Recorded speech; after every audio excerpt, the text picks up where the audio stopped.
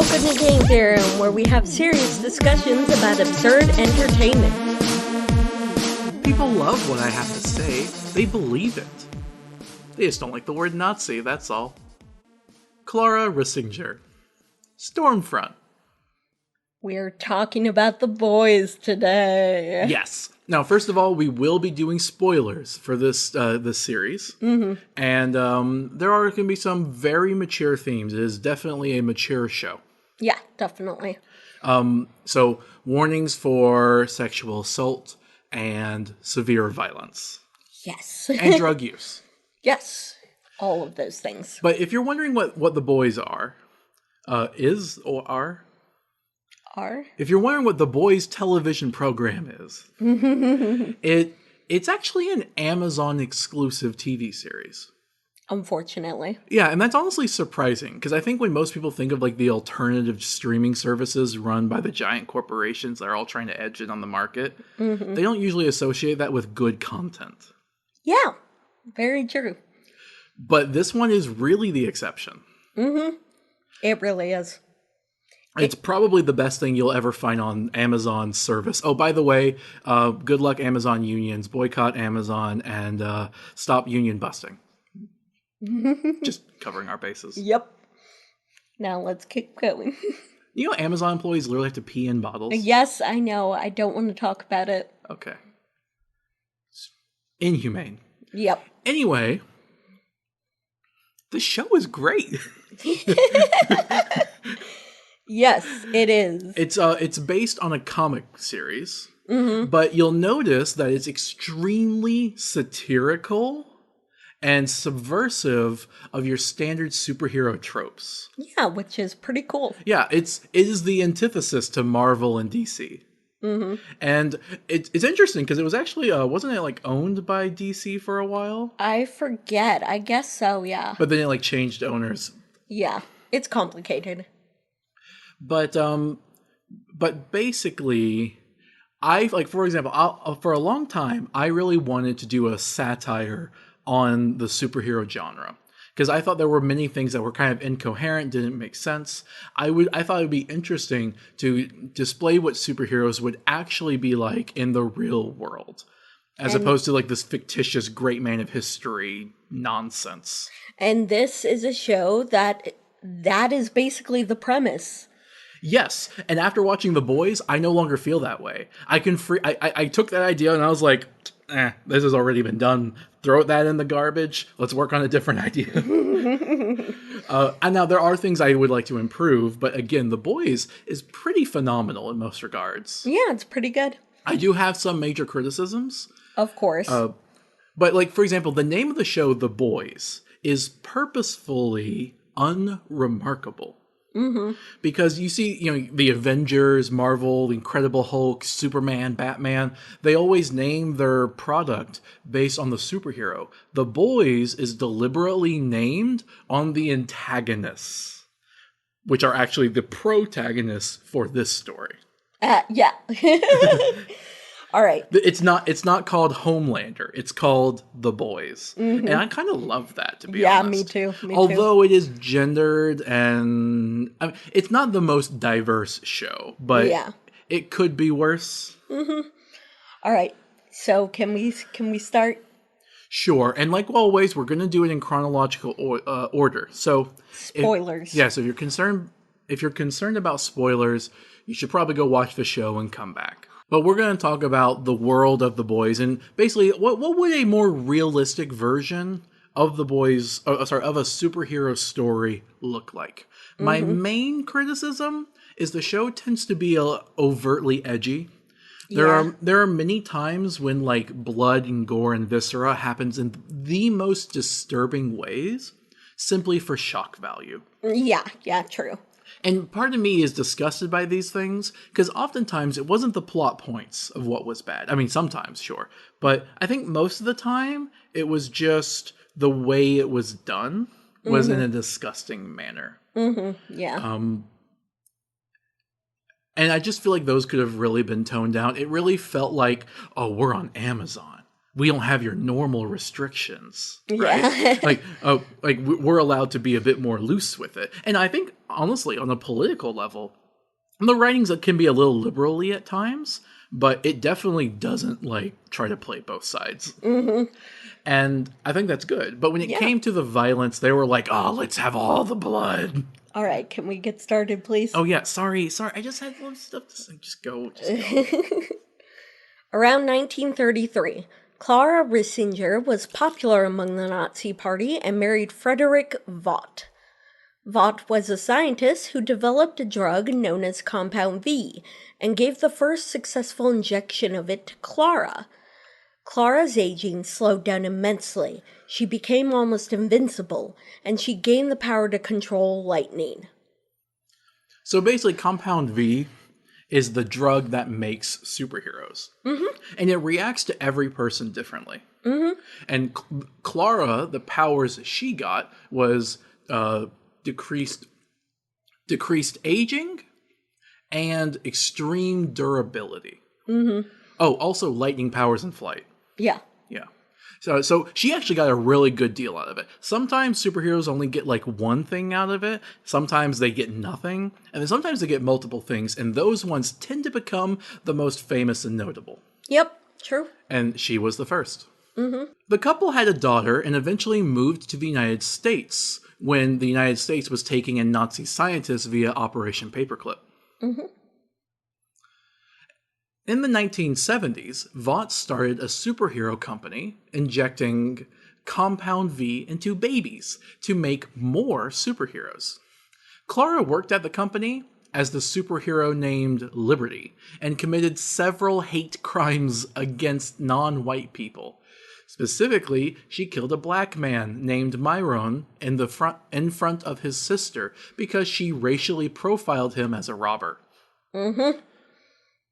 Is that why she did it? I thought she was literally just being racist. I didn't know there was a pretext for it. She was supposed to be catching a bank robber, and she just killed him and said it was him. Oh, so that pretext was completely false. Yeah, basically. Yeah. She was just violently racist, like KKK racist, and like she's literally an original Nazi. Like this is a twist in the show that turns out like this character wasn't just like a racist in the KKK, but was also a literal Nazi, not a neo-Nazi, an original one. 1979. Liberty disappeared and no one knew what happened to her. It can be assumed that the Vought Corporation simply ended up repeatedly changing her superhero name and identity as time went on. I mean, it is possible that they actually didn't know, right? No, because Vought founded the company, so I guess maybe other people in the company didn't know, but Vought knew. Well, first of all, like the leader, Vought, the guy, her father, right? Her husband. Her husband dies. Yeah. He doesn't have the same aging thing as... Yeah, he does eventually. Right. And the eventual CEO of Vought that we find out does know about her, right? Mm-hmm. But considering that, like, they end up re-inducting her, it feels like she kind of went off the grid for a while. Yeah. So I think it was... It's very vague on who at the company knows who she is. And I'm almost certain it was like a corporate kind of like... She's leaving and we're just going to let her go and we're not going to say anything about it. Because we don't want to be liable for anything. Yep. The Vought Corporation continued being a superhero company, injecting babies with Compound V to keep themselves supplied with superheroes. So the way they do this is they have a narrative that superheroes are just naturally born, that they're a mutation. And most of the public knows this. Mm-hmm. They buy into this narrative that they're just born, right? Yeah. But what's actually happening is a secret covert operation by this mega corporation, which is literally a defense contractor. Mm-hmm. Well, becomes one eventually. Well, yeah. With their superheroes, they become one. Yeah. But what they're doing is they are making deals with parents across the country to dose their children with this compound to give them superpowers. Mm-hmm. And so the narrative, like some people, the more religious people, think of it as like a chosen by God sort of situation. And other people just think it's just a random fluke of genetics. Yeah. when in reality, it's a conspiracy by a capitalist corporation. Of course. And I particularly like this idea because superheroes fit very well into like the fascist ideal of like the supreme race and the Aryan idea. Yeah, true. Like, obviously it's not the same, but there is a reason that Hitler loved American fiction. Mm-hmm. There is a reason for that. Yep. And because it's like that great man of history thing I was talking about earlier. So I think it's interesting that they're kind of referencing that by saying, well, the superheroes are literally derivative from Nazi technology. Mm-hmm. It's also worth noting that some people were suspicious of this narrative because most of the superheroes were only born in the United States. Oh, yeah. True. And Vought would just be like, well, we can't explain that. Yeah. And the religious people would be like, well, obviously it's because America is God's land. God. That's awful bullshit. Eventually, Vought decides to form a group called The Seven, which would be comprised of the most popular superheroes. The Seven would specifically represent New York City as their resident superheroes. They would be like assigned to like different districts throughout the United States. Mm-hmm. And New York City being, you know, like the biggest city, or at least one of them in the United States, one of the most notorious, and near where Vought's headquarters was, right? Mm-hmm. That's where their big brand of the Seven is. But you'll notice that it's kind of like the Justice League or the Avengers, right? Yeah. Except the entire thing is a marketing stunt. Yep. Mm-hmm. Like, these superheroes didn't just choose to band themselves together. It was organized for shareholders. Mm-hmm. Yep. The Seven originally consisted of... Oh, sorry, not originally. Like, it's you see people coming and going, but at the time that this the show starts, or right before it starts, so the Seven consists of Homelander. Now, Homelander is a specific special project made by Vought. Yes, and he was raised by Vought scientists, and he's basically the Superman analog. Yeah, his powers are exactly what you would think Superman would have. He has extreme strength, durability, flight, laser vision, and he can see through walls. X-ray vision. Yep. Anything else he has? I think that's it. All right. So you see, Clara had a lot of the same abilities Homelander does, but Homelander has even more. Yep. And he was literally raised in a Vought lab since he was a baby. Yeah, had no parents. Any lineage that was his was taken from him before he was ever conscious. Mm-hmm. And the closest thing he had to a father was like the CFO of the organization or something. Yeah. I forget what his position was, but yeah, I forget too. So he actually grows up very kind of unstable. Mm-hmm. And he has a god complex. Yep. But he loves being adored. That is the thing he loves more than anything else. He's the leader of the Seven. He is the most popular person in America. His cape is literally the American flag. Yes. You also have Queen Maeve. Mm-hmm. Who's the Wonder Woman analog. Or the Black Widow analog. Wonder Woman. I mean, well, some of these things are derivative DC, but some of them do feel to reference Marvel as well, I think. Yeah, fine. I mean, I guess they fit DC more because they were once a DC property. Yeah. Okay. But yeah, Queen Maeve, her thing is extreme durability and extreme strength, but that's all she has. Mm-hmm, yep.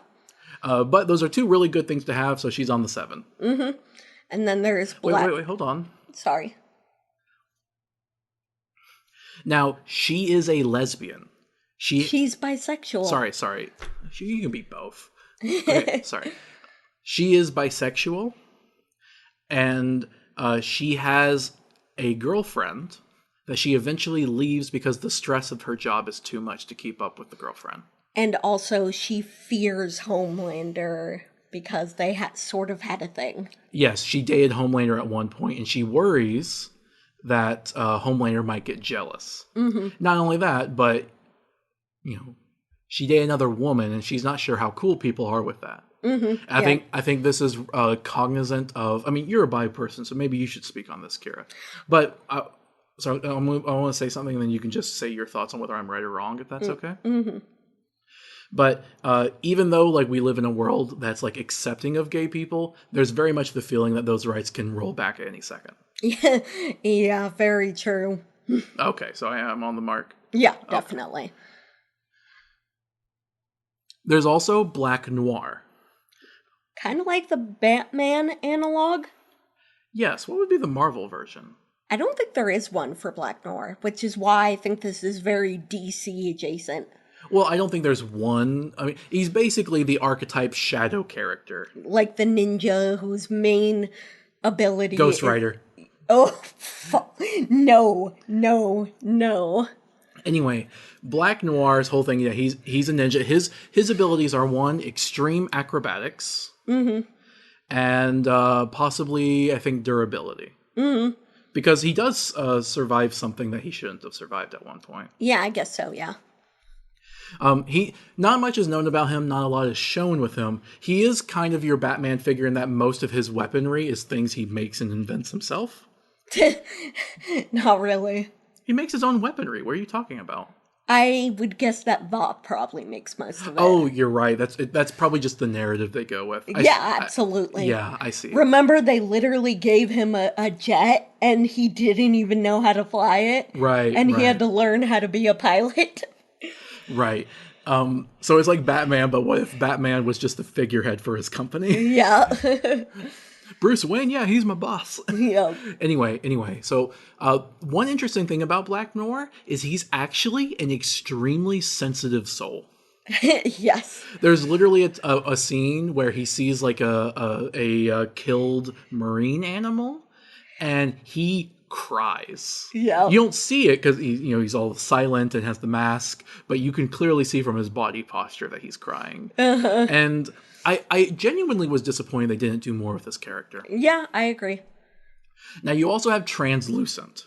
Now I think there's a character in DC that's analog to this. I actually think this is more representative of like the Marvelous Men, the League of Marvelous Gentlemen, which was a horror thing, like a book series, and they tried to make a movie series on it, but it didn't really work. Where they had like the Invisible Man as a titular character. Ah, I see. Okay. Because otherwise, I don't think there's a clear analog with invisibility. Oh, maybe Fantastic Four, the Invisible Woman. Oh, yeah, maybe. But anyway, Translucent is a man that can turn himself invisible, but specifically, his skin can turn into any type of material. It's carbon. It's carbon-based. It can turn into any type of carbon-based material. Yeah, so he can harden it so that it's as hard as, like, diamond. Yeah, so he has conditional extreme durability, but also invisibility. Yep. He is also Jewish. Is he? Yes. Oh, okay. And he is also a sexual predator. Yeah. But he's a more creep kind of one. Like, he's not, like, literally a rapist. He just likes to use his invisibility to spy on people and take advantage. He has to be literally naked, so it's kind of creepy in that way, too. Yep. All right, the Deep. Okay, so speaking of sexual predators. He's the Aquaman analog. Yes, he is. Now, his thing is basically, he's the guy that talks to fish. Mm-hmm. He is the diversity quota, and he's a white man, so that's supposed to sound as hollow as it should. Mm-hmm. And also, he was literally put on there to like appeal to environmentalists. That was his point of being on the brand. Yes, but he was also very traumatized and an awful person because of having to listen to fish and crustaceans beg for their lives as a kid. I think the Deep is one of the best characters of the show. Most interesting, yes. Very nuanced. Very well written. Because, well, first of all, he's not a predator. Not yet. Yeah. But... Well, no, he is.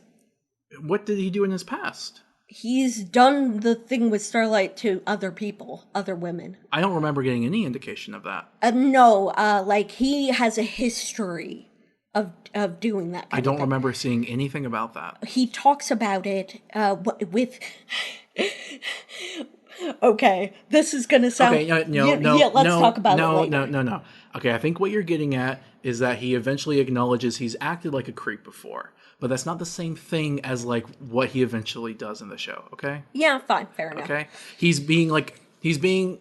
It's like how most men have probably done some heinous things if you look close enough and you were honest about it, but At the very least, he's used his fame to sleep with women. that's not the same thing. Okay, Yeah, so fair enough. but for now, he's pretty much as innocent as any other character in the story. Mm-hmm. And his thing is his power was that he could breathe underwater, and he's really great at swimming, and he can communicate with marine life.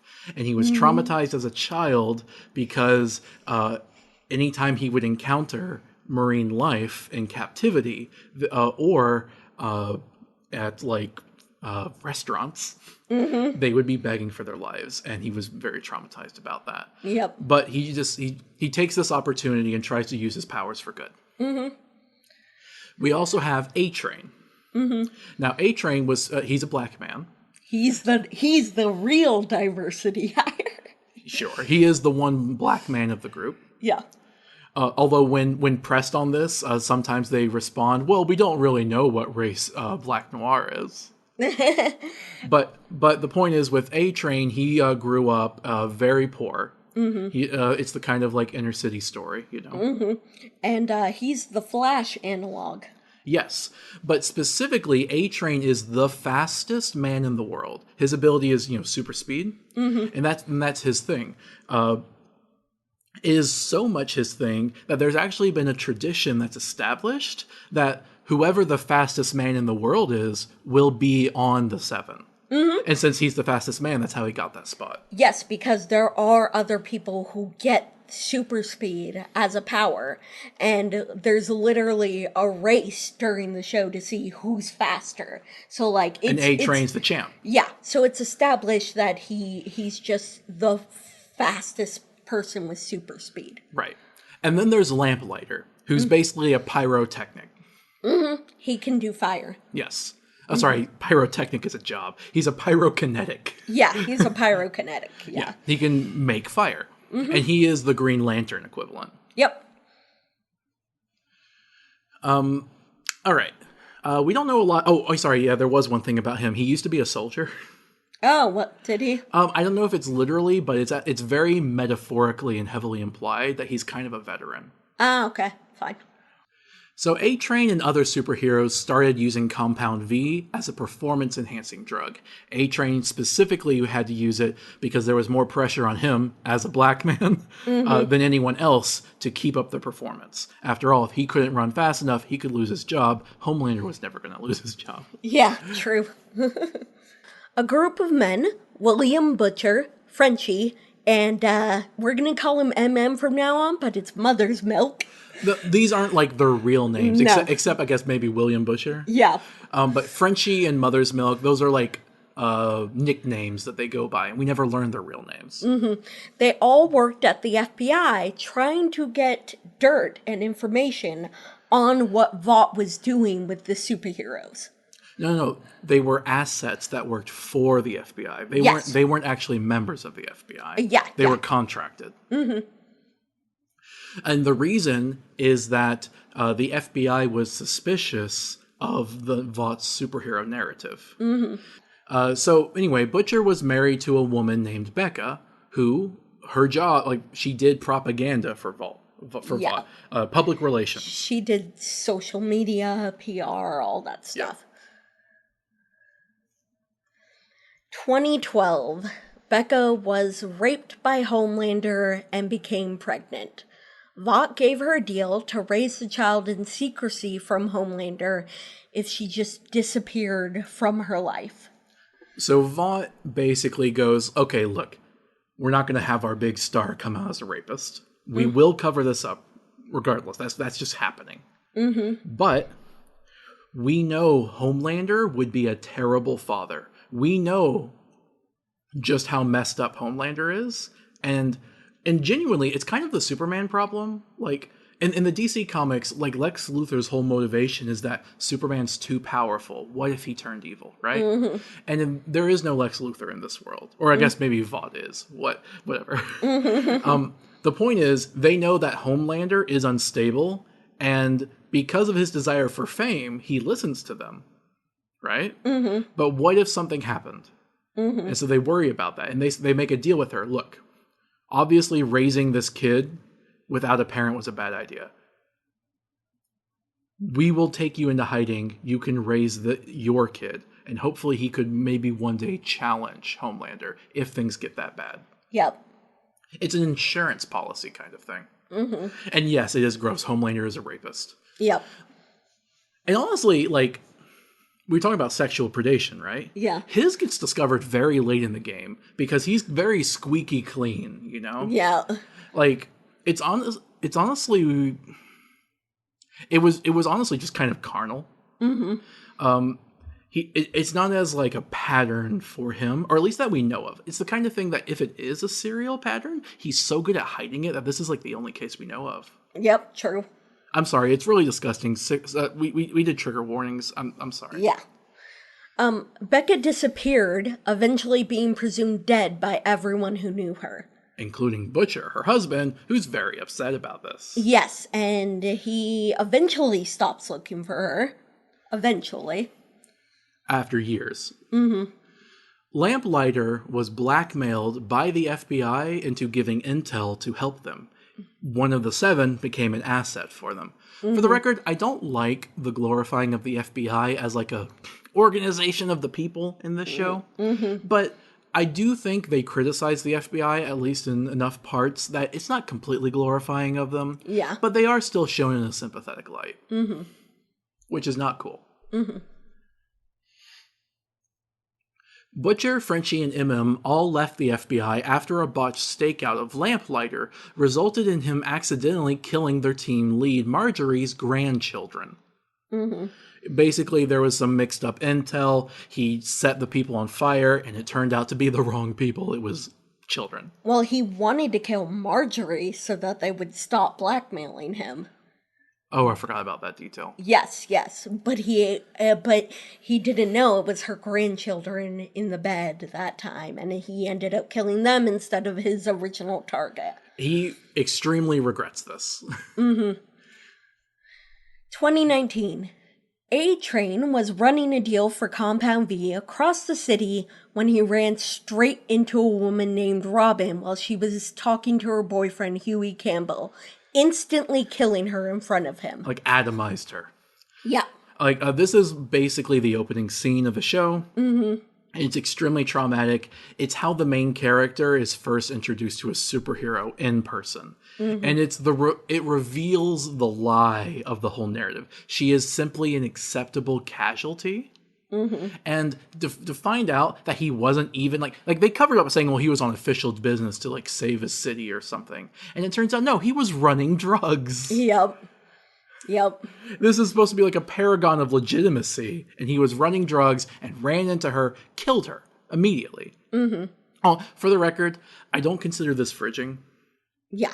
Mostly because I think to count as fridging, it needs to be like a main character, right? You need to have spent some amount of time with the female love interest of the show, and then have her killed off for the male character's motivation for it to be considered fridging. This happens in like the first seconds of the show. This is intended to be the setup. Yes, and also they do a great job of showing Huey's PTSD from experiencing this. Oh, definitely. That's actually something I really loved about it. Yes. It's clear that like she wasn't just used for that like he actually feels guilt when he starts falling for someone else because he feels like he's cheating on his dead girlfriend. And it's really interesting. You could maybe still call it a little scummy though for killing off a girl for a male character's benefit. Yep. But I think it was at least done as well as you could do such a thing. Yep. Lamplighter was retired from the Seven, and superheroes auditioned to take his spot. A hero from Iowa named Starlight, real name Annie, auditioned and was chosen to join the Seven. She is literally your hometown country girl. That is her whole brand appeal. They wanted to try to appeal to rural religious America when they chose her. She literally has been raised and bought into the propaganda that superheroes are chosen by God. She believes that she was chosen by God because her mother told her that. Starlight joined the Seven and was sexually assaulted by the Deep, being made to think he could get her fired from the Seven if she didn't comply. He acted like he was number 2. Yeah. Now, this is despicable. It's a huge betrayal. The Deep had seemed pleasant enough. And then he does this despicable thing. And it is the worst. Like, you don't even know how bad Homelander is at this point in the story. Yeah. But this is so despicable. It's just like, ugh, choke. Like, you hate the Deep at this point. This is not when he becomes interesting. He becomes interesting after. Yep. So Madeline Steelwell was the manager of the Seven, and as such, she was particularly close with Homelander. It was basically her job to keep him in line. And since he had a thing for her, he listened to her. Huey, meanwhile, was offered a large settlement to sign a non-disclosure agreement about Robin's death to prevent the company from being liable to lawsuits, even though they would probably have won them anyway. He refused to sign it. Huey then met Annie, or Starlight, on a bench, not knowing who she was because she hadn't been revealed yet, and they connected over their recent bad experiences. Butcher approached Huey and offered him a chance at revenge against A-Train.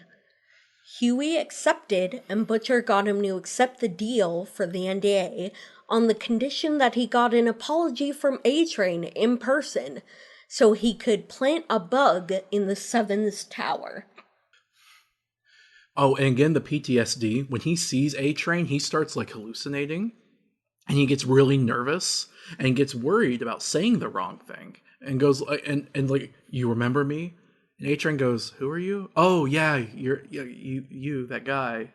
Like A-Train barely even remembers this. Honestly, A-Train is pretty scummy, like most of the Seven are. Like, is there a single one of them that's kind of good? I don't know. They get. I guess Queen Maeve. Well, even then, she's done some horrible, horrible things. None of them are clean. Well, yeah, absolutely. Although Starlight's just joined, so.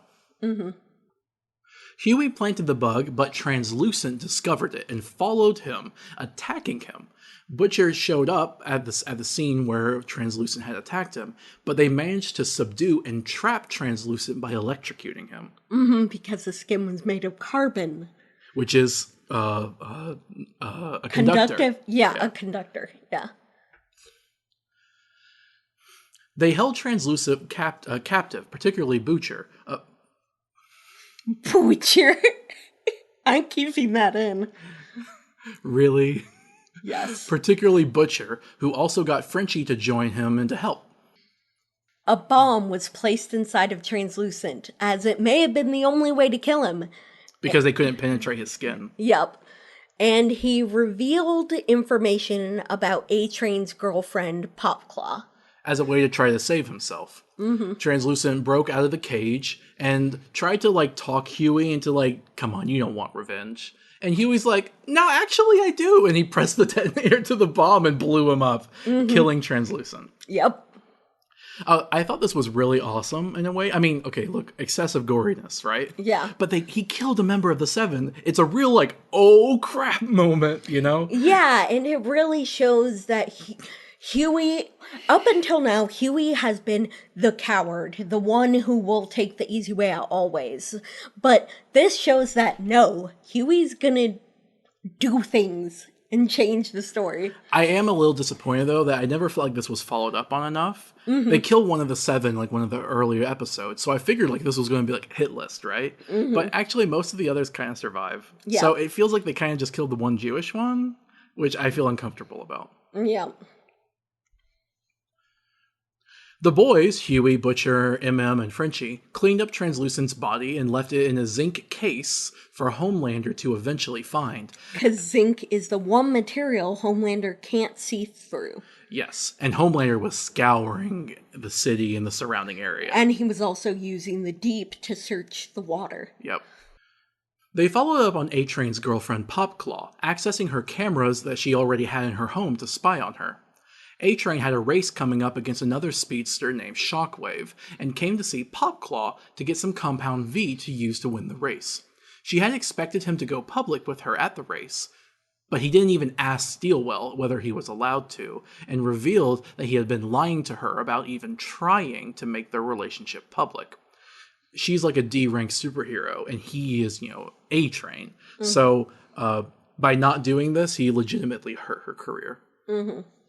She did give him the drug anyway, though, because she still cared about him. Mm-hmm. The race day came, and while the boys tried and failed to get A-Train's dose of Compound V, Popclaw herself took a dose of the drug. Her superpower is basically just extreme strength, and she has mutated claws that come out. Those are actually from surgery. Wait, what? Yeah, those claws are from surgery, actually. What does from surgery mean? It means they literally surgically inserted them. Oh, so they lied about that being her superpower? Yeah. Although, I guess the Compound V allowed them to work, but they're still semi-artificial. So she's the Wolverine. Yep. Or the X-23 or whatever. Yep. Popclaw's landlord tried to get rent from her, but she seduced him, ended up losing control while on Compound V, and killed him during the sex. We will not tell you how. It is disgusting and awful. Worse, one of the worst scenes. Anyway, the boys blackmailed her into telling them what she knew about Compound V.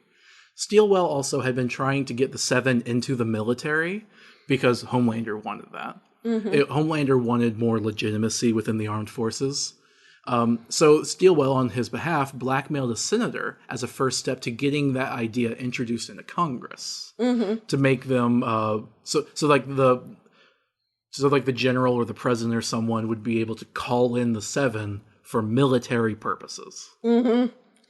The boys used the information Popclaw gave them to track down where A-Train was running the Compound V from, and they broke into the place. They found a woman named Kimiko locked up, and Frenchie let her free, only to find out that she was a superhero as well, although not one on the books. Yeah. She killed all of the captors violently and got away. Yep. So her superpower, she has extreme acrobatics and healing. That's all she has. She's also strong. Not really. She's more just very swift and agile. She can kill you because she's very good with acrobatics, but it's not like she can pick up a hammer or a truck. You know what I mean? Oh, I guess so. Yeah. She's basically a killing machine. Yep. A-Train found that Kimiko had been released and went looking for her.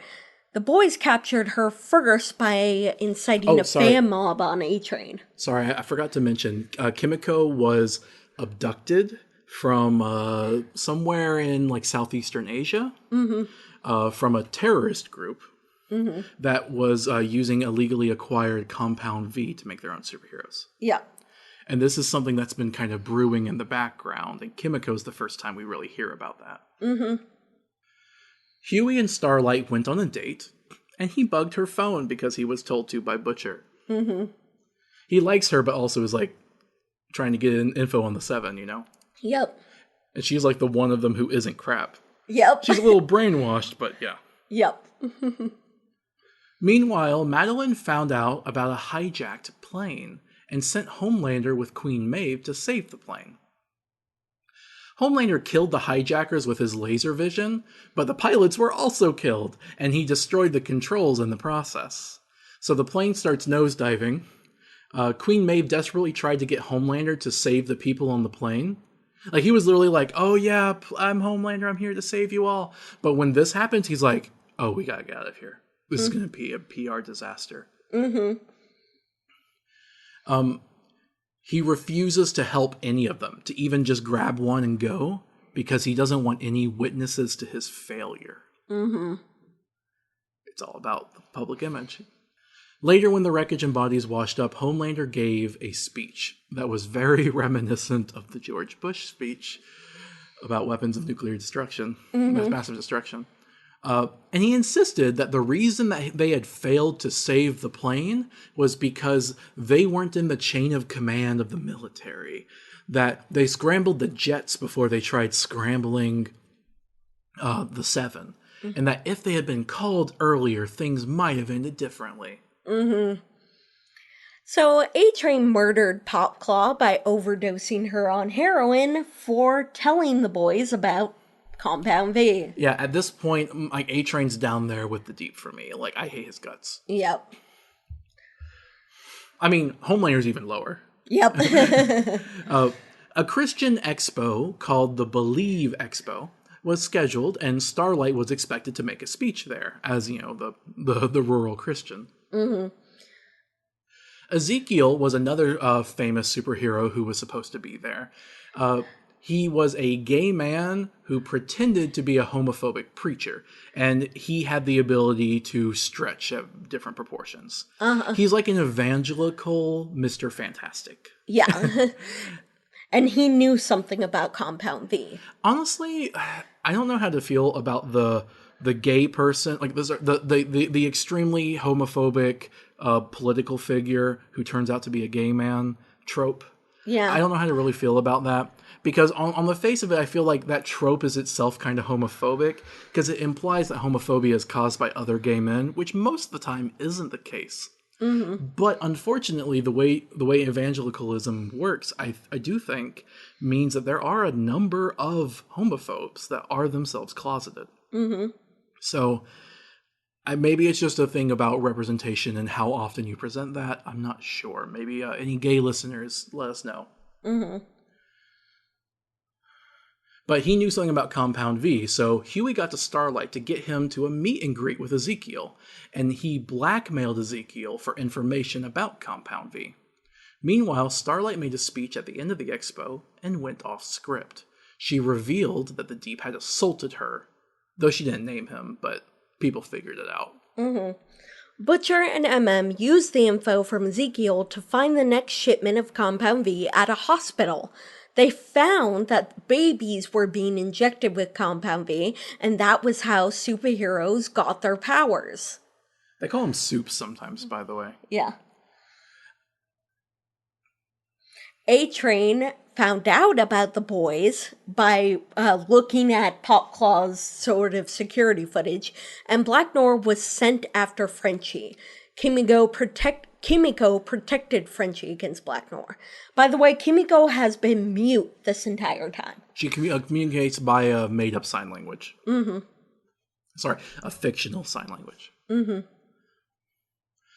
Deep filmed a public apology to Starlight and was told to take a break from the 7.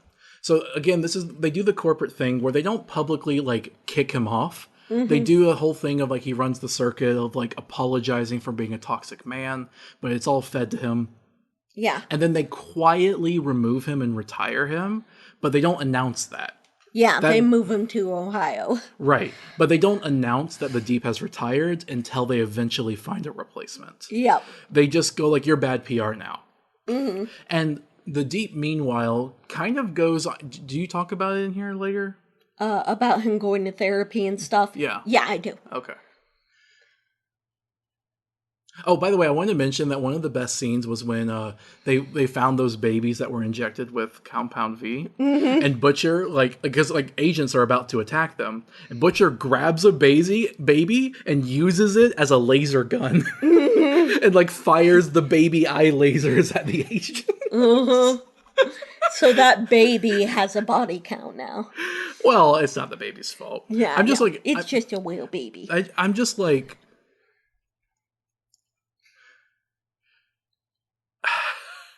I just wonder, imagine being in an FPS video game and being able to use a baby as a laser weapon in a way that both makes sense to the lore and isn't offensive. Yep.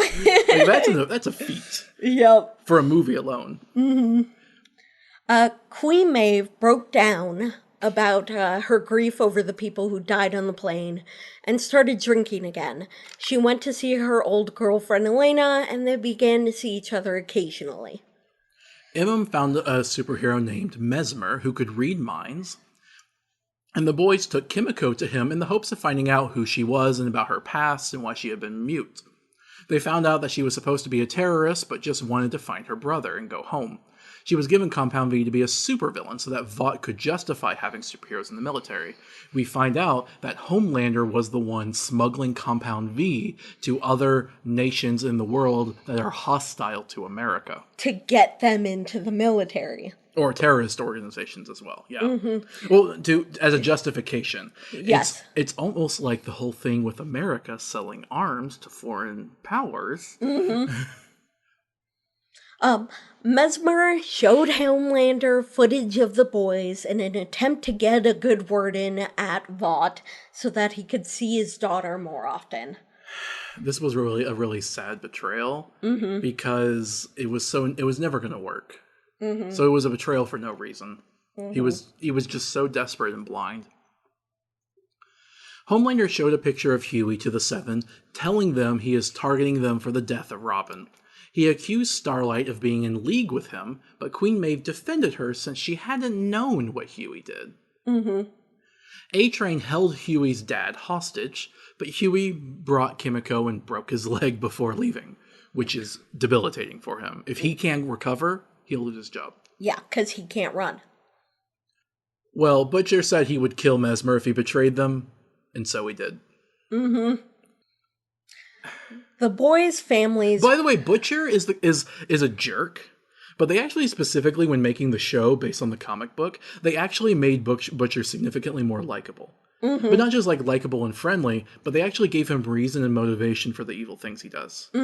So like, I don't agree with him following through and actually killing the guy, but you know, he was being honest, and the guy did betray for like no reason.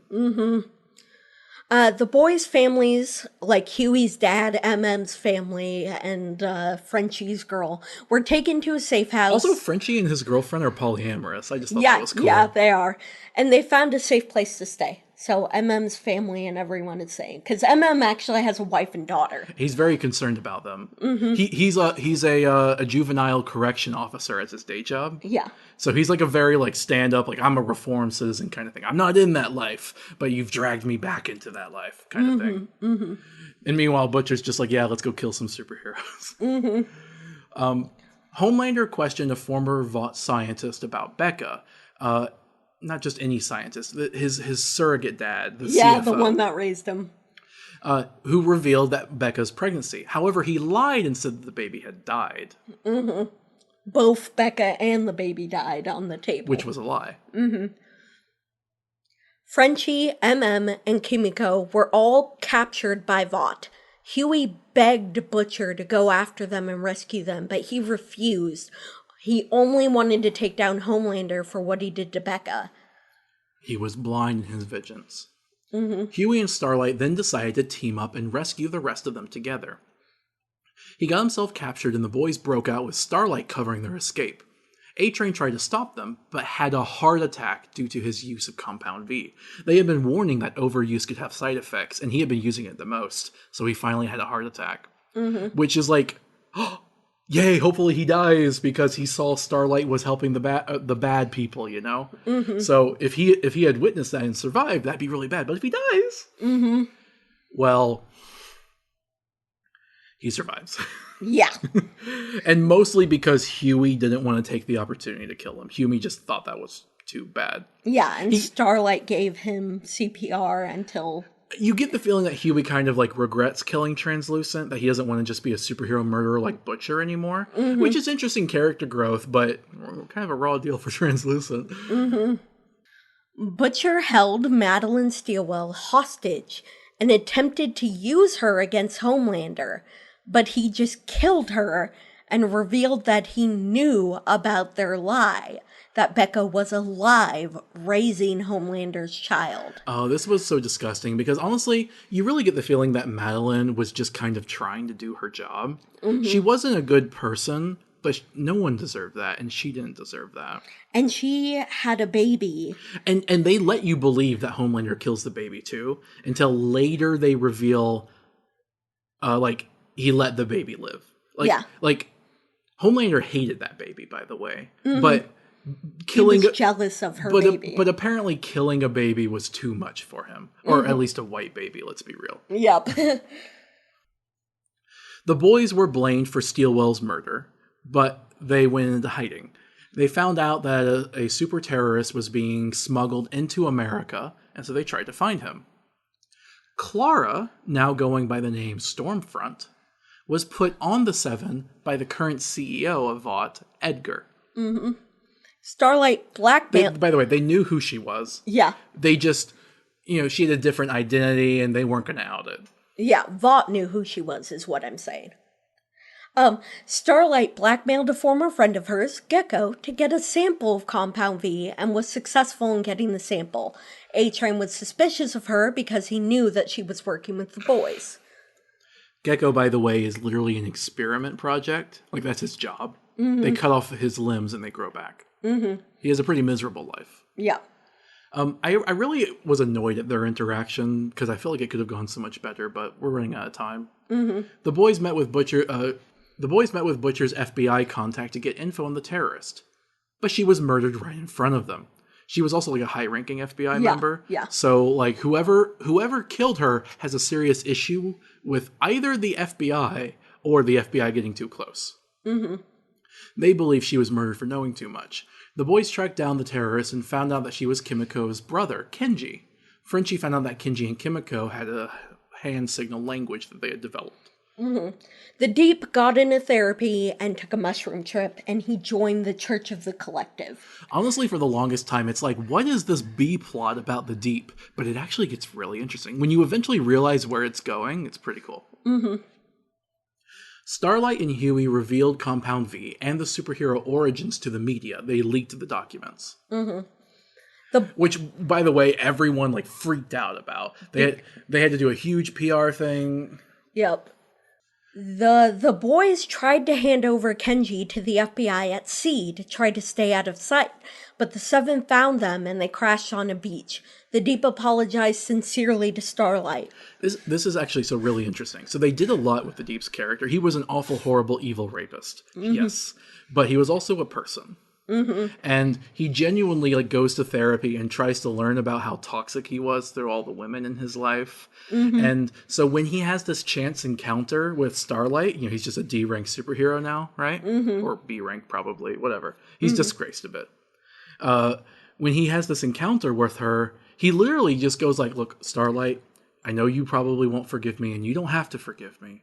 But I just wanted to apologize for what I did to you. And honestly, that's the best response I think you can have to that. Yeah.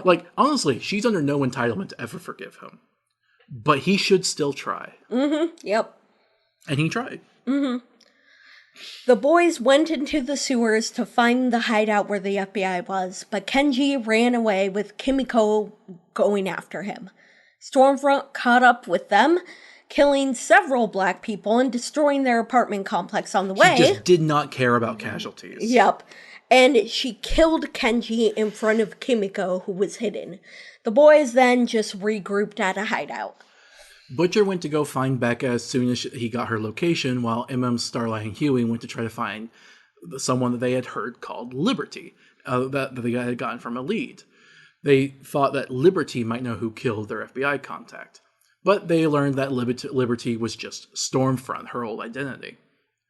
Butcher and Becca reconnected, but ultimately Becca refused to leave her secluded location because she didn't trust Butcher with Ryan. Mm-hmm. This was also known as a huge mistake, because for all of Butcher's vices, Vought is worse. Mm-hmm.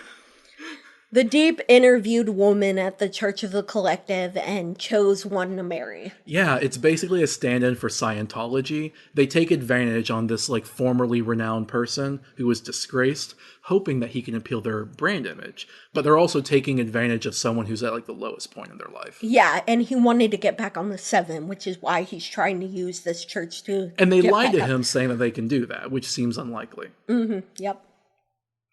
Butcher went to his aunt's house after Becca refused him, and then Emma and Huey found him there. Black Noir was sent by Edgar to kill them, but it was called off if Butcher didn't reveal information about Ryan and Becca to the public.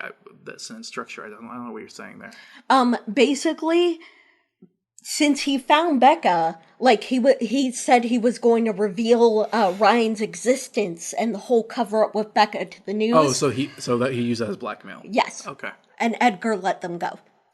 So Homelander was caught on video killing a civilian in a foreign country, and because he just went over there to stop a supervillain and like just casually kill someone by accident with his laser vision. This show is so thoughtful about how dangerous laser vision would actually be in real life. Yeah. Yeah, because of that, though, he went to Stormfront to ask for help on how to repair his public image because he was really worried about it. And she did help him with a social media propaganda campaign. And they ended up getting closer and they started a sexual relationship. Mm-hmm.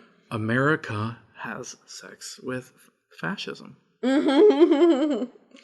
The boys found that Stormfront had something to do with the Sage Grove Center, which turned out to be a human experiment hospital for making superheroes. They broke in and ran into Lamplighter, who ended up helping them escape. Lamplighter had been used and abused by the system. He was forced into executing failed experiments. He hated his job, but felt like he had nothing better to do. He had no choice. He was made to do this. It's genuinely tragic. Mm-hmm. I don't know if, again, he's a metaphor for an American veteran, a counterpart to Kimiko. There's an amazing analysis that goes into this from Hey It's Vadim about the boys and American exceptionalism. Definitely check it out. Mm-hmm. Vought started a campaign of fear about super terrorists to try to distract from all the PR hits that they had recently. This, however, resulted in a lot of hate crimes against minorities. Because, of course. By the way, support to Asian American people. I know you've been having it tough lately. Sorry. Yeah. The boys went to a congresswoman, Victoria Newman, with information about the Sage Grove Center and Lamplighter as a witness in order to take down Vought. She is literally the AOC figure. They design her based off AOC. She's like an AOC, but Egyptian. She looks very much... She has the red lipstick and the dark hair. And is shown as a progressive figure. Mm-hmm. Who is very against superheroes and giant corporations and government overreach. Mm-hmm. Starlight was captured and imprisoned by Black Noir on Homelander's orders. Huey and Lamplighter went to the tower to free Starlight, but when Lamplighter saw that his statue had been removed, he couldn't take it anymore, and he killed himself by immolating himself in fire. Mm-hmm. You might recognize this as the quintessential example of protest by suicide. Mm-hmm. And that's what he does. It's genuinely tragic. Mm-hmm. Butcher got the same scientist who raised Homelander and told him about Becca's pregnancy to testify against Vought by threatening his family. At the hearing where the employee was testifying about... At the hearing where he was testifying about Vought, heads started exploding just randomly all over the place. Mm. The attack was blamed on supervillains, which gave Vought more leverage to start using Compound V on military personnel. However, it was actually Victoria. Mm-hmm. We'll get more into that later. Mm-hmm. Homelander and Stormfront took Ryan from Becca after they revealed to him all the things that she had been sheltering him from, and Becca broke out of her secured compound to find Ryan. Ryan literally says, "Why do they hate us?" Because they think that like he's been told that like they hate him for his superpowers. That's why he's been put in hiding, and they lied to him his whole life. Mm-hmm. Stormfront goes, "It's called white genocide." Mm-hmm. Yep. Oh, crap! Wait, maybe I shouldn't say that. We could get flagged for that. Maybe. Yeah. It's a racist idea. Don't believe it. Mm-hmm. It's a Nazi dog whistle. Mm-hmm. A-Train and the Deep had both joined the Church of the Collective in order to get back on the Seven. A-Train, still kind of out of action because of his overuse and whatnot. A-Train found out he would not be allowed back on the Seven as long as Stormfront was there because she was so racist. Mm-hmm. Do you think she's going to object to a black man being allowed on the Seven? Yeah. A-Train gave the boys info about Stormfront being a Nazi in order to get rid of her so that he could get back on the Seven. They released the information publicly to tarnish her image. And it worked. All the stuff about her being a Nazi and a fascist and whatnot, none of that stuck to her. But the moment is like, oh no, she was literally part of the Nazi party of Germany. everyone flips out. And that's when she says her famous quote. People agree with me. People like my ideas. They just don't like the word Nazi, which is just quintessential America. Yep. The boys found where Ryan was being held by Homelander and made a plan to get him back. They set off a sonic device and went to save Ryan once Homelander left to investigate it. Butcher revealed... Oh, I forgot that Homelander has super hearing. Yep. Butcher revealed that he was supposed to let Vought take Ryan so he could stay with Becca, but he didn't go through with that plan, and they ran away before the Vought agents got there. Stormfront stopped them all from escaping, and they all fought until Stormfront was about to choke Becca to death. She was stopped by Ryan lasering her with his eyes, but he inadvertently mortally wounded Becca, who made Butcher promise to take care of Ryan. It's tragic and another woman dying. I'm not exactly happy about that. But it was definitely good to see Stormfront get lasered, particularly because she didn't die from it. Oh, yeah. Stormfront was rendered limbless and was burned badly all over from Ryan's laser. Homefront came and tried to help her, but couldn't do anything to save her. However, her resilience meant that she was still alive and conscious. In fact, we don't even know if she died later or not. Yeah, we literally don't.